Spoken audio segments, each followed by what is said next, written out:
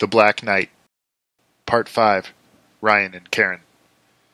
The gunman lay there on the cold steel for the longest time, his long black hair hanging over his face. The light above him flickered, allowing him to appear and disappear from the darkness. Then he simply crawled back to his office and pulled his way back in. Ryan watched him curl his legs out of the way of the door before it swung slowly closed behind him. He had left a trail of his own blood and red handprints on the private door. Kyle, are you still hanging in there, man? Ryan asked. No answer.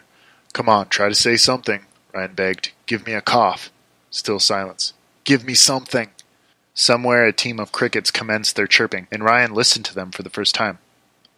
This whole thing is so fucked, Karen spat. You're telling me, Karen, Ryan snapped. And I'm going to need some answers from you, not later. Karen withdrew as if slapped. What do you mean? She asked shakily. You and this psychopath have met before, Ryan told his girlfriend. Want some answers? That's some misunderstanding, Ryan. Now! She swallowed her saliva and then sighed, still avoiding his eyes. I was at the wrong place at the wrong time. What do you mean? I found out that he was planning to kill someone in my office, Karen said with much difficulty. And he knew I knew. Oh my God, Karen, Ryan said. He found me in the park and threatened me. I was horrified. Karen burst into fresh tears. He was afraid I'd call the cops. Why didn't you tell anyone? Ryan asked. Why didn't you tell me? It was too dangerous. He knew everything about me. And all that about me? I didn't tell anyone, and now he's killing for no reason, Karen blurted. It's all my fault. Who is this guy? Ryan asked. Rolled something, she replied. Some hired man. I just can't even get into all of it. How did you know? What do you mean? How did you find out about this hit? Ryan elaborated. She turned her head away from him. I really don't want to talk about this. Karen, you have to talk to me, all right? This is important.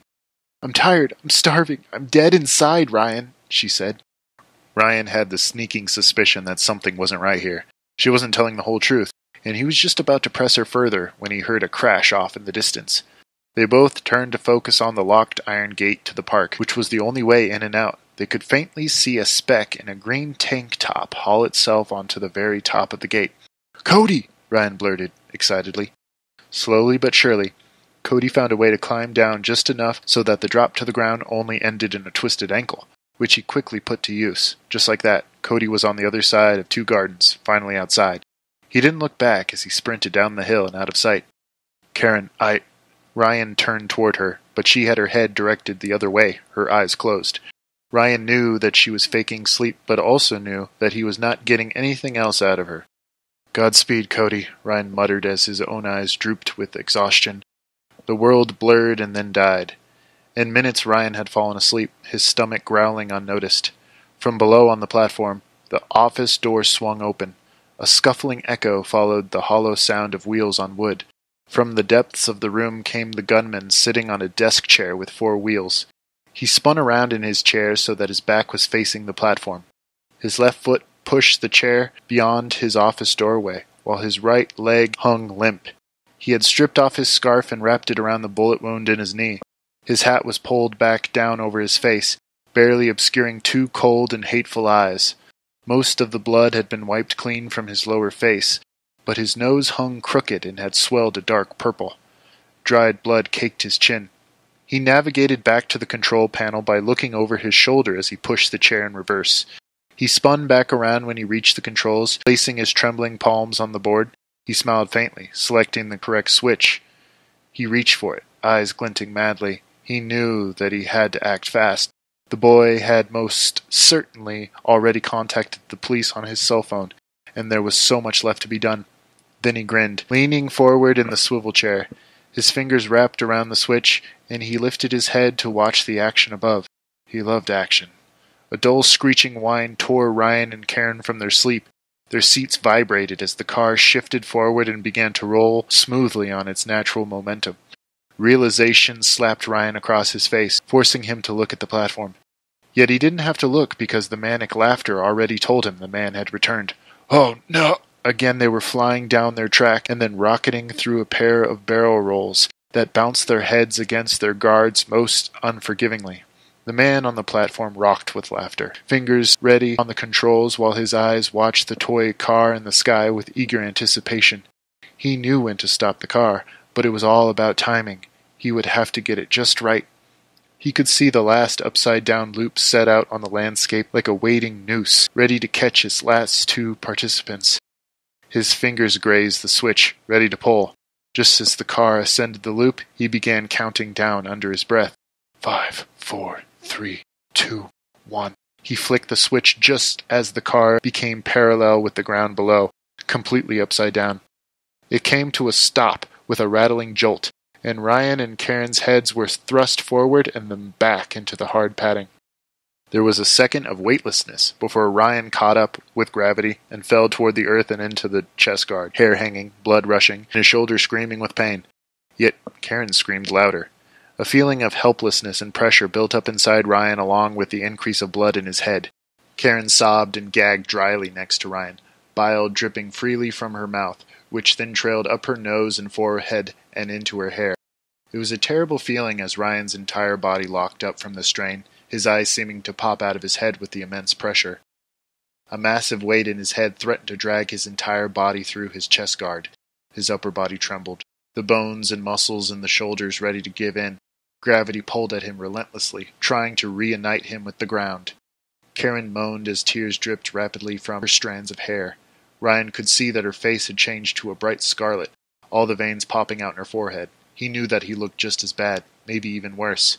A loud metallic pop issued from behind them, and as they prepared for something horrible to happen, they soon watched Kyle's dead body fall into view and flip head over heels into the track below them with a tremendous crash that resembled the ring of a bell. From there he bounced and spun toward the ground, where he came to rest in the gravel pit amidst a screen of dust.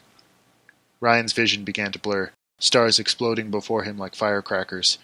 Right when he thought his head would pop, he heard the voice of their captor, magnified through a megaphone speaker. "Are we having fun yet?" the voice called. "How are you hanging up there? We'll have to talk fast, though, if that's all right." Karen screamed next to Ryan, but it was faint and defeated. She was close to passing out. "Have you told him, Karen?" the killer asked from below. This question echoed through the ghost town of a park like a disembodied voice in an empty house. Karen looked at Ryan with a purple face and watery eyes tinted pink. "Have you told him why I'm here?" "Karen?" Ryan managed. She closed her eyes, her blue lips trembling. When she opened her eyelids again, she said, "I killed us all." "They all died for you, Karen, all of them." The man with the megaphone was much angrier now, his voice rising to a loud buzz that crackled with Ryan's eardrums. He saw me, Ryan. I didn't see him," Karen said, arms hanging limply next to her face. "I don't want anything you have, Karen," the megaphone announced. "This is a different kind of blackmail. You see, Ryan, she challenged me after I refused to help her, and it was quite an insult to a contractor like me, who has a 100% success rate. I offered to help in any other way, but I just couldn't kill her boss. Her boss had already hired me to kill off a few of his business competitors. Mr. Seasons just so happened to be on this exclusive list he gave me, and when I heard about this new ride that Seasons was opening, including his little contest, I knew this would be the best way to kill multiple birds with one stone, so to speak." "What's he talking about?" Ryan hissed, but Karen could only close her eyes and spurt even more tears. "But you might be happy to know, Karen, that the man who just fell to the ground was Kyle, your boss's first cousin. I know it's not who you wanted, but that was his family. Of course, your boss did want him dead, but we can still pretend like you're a winner here. We're both winners. It was a shame that Kyle's roommate had to die as well, but that's just how this contest was set up. I can't go against the rules. Nash's son didn't have to die either, but Nash certainly did. Nash was a politician, so I believe it would be accurate to say that this was all politics. The new trade regulations that Nash was single-handedly responsible for enforcing will now certainly be abandoned, and thus ensure that your boss can reap more benefits with his overseas partners. The boys, well, they saw us that day in the park when we met. I know you remember that day. That's when we both made a deal, and, unfortunately, you reneged on your side of the bargain and insulted me. Since we didn't make a deal that day, just like the boys, you're a liability, and I can't have that. So I fixed the drawing of your names as well as this entire day, and I did it for you, Karen. I needed to show you that I finish what I start, and if there's anything left undone, well, you know the rest." "I'm so sorry," Karen said to Ryan, even quieter than before. "This is all my fault." The feeling of vulnerability was too overwhelming for Ryan. He knew that one push of a button could send him falling to his death. Although he couldn't see the man in the stocking cap, he knew that he was close to the controls and had memorized them well enough to act in the dark. Ryan tried to raise his hands to buckle his lap belt, but he found that he had no strength. The stars began to dim above his head, the moon a bright blur in the sky. He was already dead, and could no longer see the difference between sleeping and waking. If this was to be his last minute, he was going to make it meaningful. "Karen," he said softly. Her closed eyelids twitched, and she muttered something underneath her breath. "I don't care what you did. I love you. I don't care." She smiled and cracked open her red eyes to find Ryan one last time. Although his face was scarlet and pulsing sickly like a beating heart, he was everything that she cared for and cared to remember. He was Ryan, the man she had tried to protect from the monster below, but she had failed. She thought that she had rid herself of this man, but he had found her at last, and worst of all, he didn't intend to punish her, but also the man she loved most. Ryan smiled back at her weakly and then closed his eyes. "It's time for business. It's time for the final act," the man declared into the megaphone. "Time for the encore. Everything is curtains." They then heard a rattling hum, but they were still in their seats. The car began to roll again, now on the final stretch. It was the final run of the coaster, a straight, level line leading back to the platform where all passengers could exit the car. Through his squinting eyes, Ryan could barely make out the man's silhouette in the flickering light. Karen groaned when she saw him, wanting to cover her eyes and hide her face, if only she had the strength to raise her arms. Nor could Ryan muster the courage or energy to do or say anything. All he could do was sit in his plastic seat as the prisoner that he was. The car came to a final stop on the platform, their chest guards flying up like taut slingshots. All they could do was sit there dumbly, dubious to the fact that they were actually free. Ryan put his hands to his heart, refusing to believe that he could feel it beating. He had been able to do that for so long, not with the chest guard, but now he wondered if he'd really been alive at all up there. "Don't even think about it," the man said. The rifle now rested idly on his shoulder. He rolled over to the car on the chair, reaching out for Karen with one of his blood-stained hands. He wore a crooked grin with eyes that gleamed like fire. Karen shrank away from him, leaning into Ryan. "Don't think about getting up, my friends." "Stay away from me," Karen screeched, clutching her boyfriend's chest. The man stopped as if slapped, and then he rolled his chair back to the controls. He crossed his arms, the rifle placed over his lap neatly. "Nice to meet you, Ryan. My name is Rolled Black," the man said. He didn't wait for Ryan to respond before continuing. "So, Karen, have you thought any more about what I said? What about our deal? I'm still willing to humor you. You said that you'd kill me if given the chance. Well, is that what you still want? I don't see a better opportunity than now. I'm crippled, and that's a great disadvantage. Granted, I have the gun, but you two have the numbers. I would have to pick one of you to shoot first. The other would most likely escape, and perhaps if we both agreed on who I shot, then we could make a deal right now. Who would like to leave, and who would like to sacrifice him or herself for the other?" Karen only watched him silently, and then chuckled. This caused the man to frown. "I'm sorry?" Rold asked. "I thought about what you said," Karen replied, "and I have an answer for you." "Then begin," Rold said with a smile, folding his arms. Karen turned toward Ryan and addressed him directly. "My boss is a terrible man, Ryan. The kind of man that sent chills up my spine when I was just starting out in the company," Karen began. She swallowed hard and ignored the killer's impatient clearing of his throat.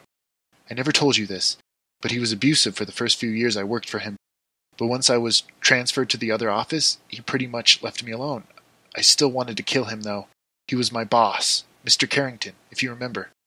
"Mr. Carrington. God, Karen," Ryan said with a sharper edge to his voice. "I do remember him. What did he do?" "He never hurt me, but he invaded my space more than a few times, and he would make inappropriate calls to my cell phone in our house. He once followed me to my car after work and made a pass at me, but another co-worker walked by, so he slinked off." Ryan curled his lips over his teeth to hide his gritting snarl. I should have alerted the police, but I knew that once I became my own boss, I wouldn't have to worry about him anymore. Karen hung her head so that her hair hid her face. Then Mr. Carrington hired another assistant, as I should have suspected, and I watched the abuse begin all over again with an innocent girl like me, whom I watched develop from an innocent young woman with all the drive and motivation that I once had to a paranoid woman who could no longer trust her closest friends in the office. I wanted him dead, she continued. I wanted him out of my life and so far gone that he would never take advantage of another young woman again.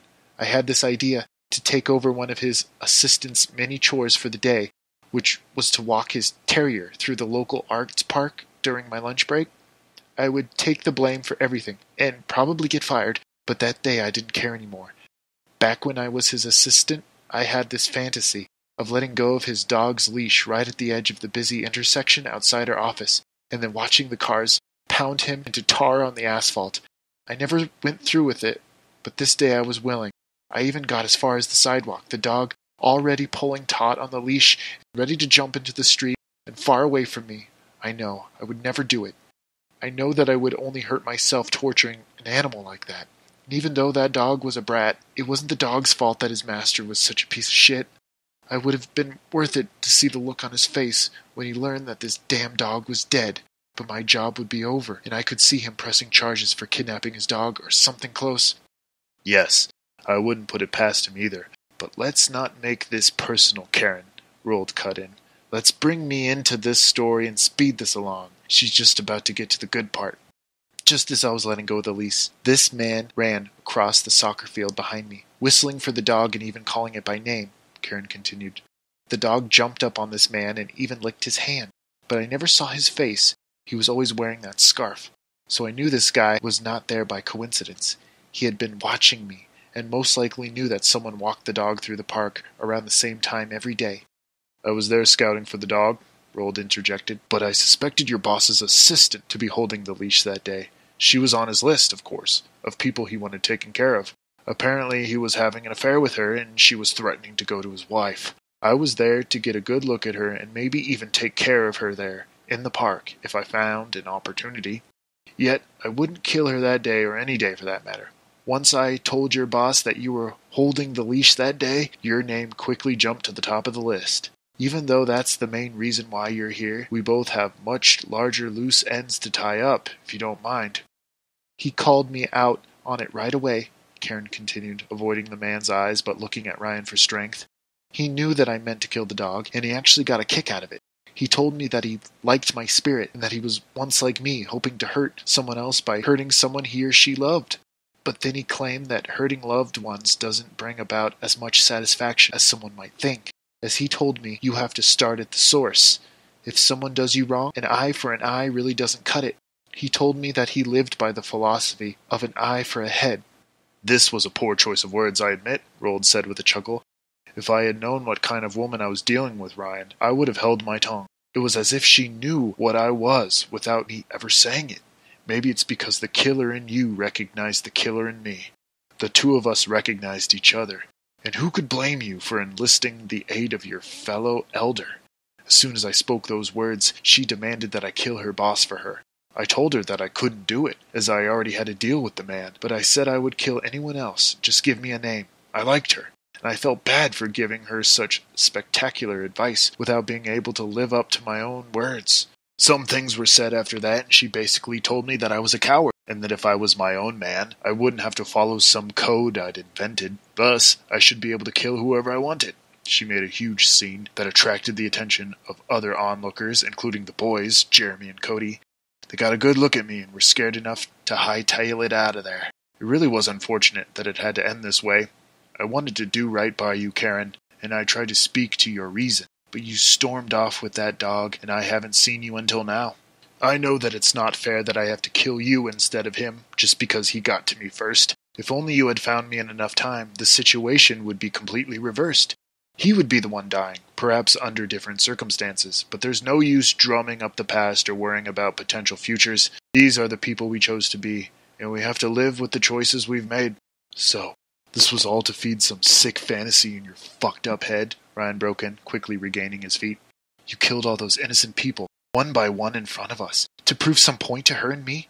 Did you think I'd hate her after hearing that story? After all we've been through? You thought I would compare her to someone like you? I think I understand you, and I see how much of a child you are. Was this all about hurt feelings? No one's ever stood up to you before. Well, add me to your little list. Even if this is the last time I stand, it's against you. Rold pointed his weapon at Ryan, just as he was about to step out of the car. Take a seat, Ryan, if you don't mind. Rold's voice had been so hot that Ryan plopped back down in his seat, eyeing the gun warily. You're wrong. She's better than you, Ryan said. Karen turned toward him, her eyes swimming and a smile creeping over her face. Rold leaned in close to his rifle. Would you take a bullet for her? He lined the crosshairs with Karen's forehead, who yelped and tried to duck in her seat. Would you die for a murderer, Ryan? No, Ryan said. Rold stopped, lowering the rifle slightly. Even in the darkness, Ryan could see that his face was blank. You want me to die, and I won't die for a murderer like you, Ryan answered. At that, Ryan bounded from his seat. He leapt over Karen and landed with one foot on the platform next to the killer. He pounced on the man just as the gun went off.